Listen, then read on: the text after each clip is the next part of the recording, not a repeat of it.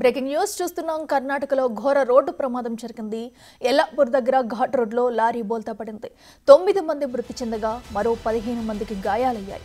ప్రమాద సమయంలో లారీలో 25 మంది ఉన్నారు. కూరగాయలు అమ్మేందుకు వారంతా నవనూర్ నుంచి కుంత మార్కెట్కు వెళ్తున్నారు. ఈ క్రమంలోనే లారీ ఘాట్ సెక్షన్కు ఎంటర్ అయ్యేసరికి ఒక్కసారిగా బోల్తా పడింది.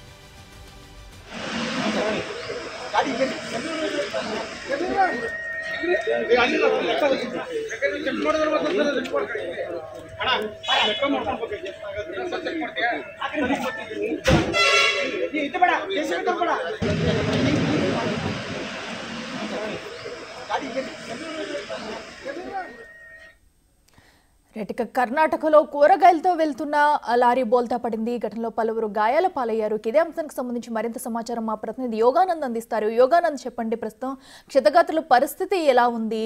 ఘటనకు సంబంధించి డీటెయిల్స్ ఏంటి?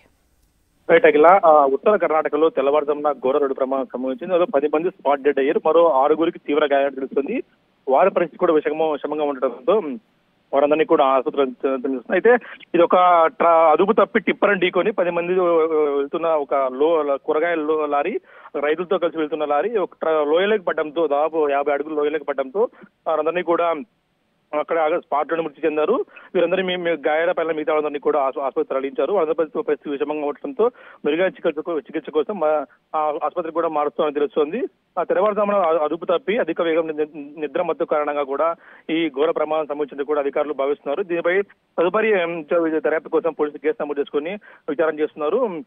ముఖ్యంగా ఇది డ్రైవర్ అయితే నిర్లక్ష్యంగా నడపడం, అదుపు తప్పి డివైడర్ ఢీకొని లోయలోకి జరగడంతో నిద్రమత్త కూడా ఉండే అవకాశం ఉందంటూ కూడా భావిస్తున్నారు పోలీసులు. అట్లా right Yoganand, thank you. So కర్ణాటకలో హవేరీలో జరిగిన ఘాట్ రోడ్డు ప్రమాదంలో కూడా 9 మంది మృతి చెందగా 16 మంది గాయాల పాలయ్యారు. అయితే కూరగాయల లోడ్తో వెళ్తున్న లారీ ఒక్కసారిగా బోల్తా పడడంతో ఈ ఘటన చోటు చేసుకుంది.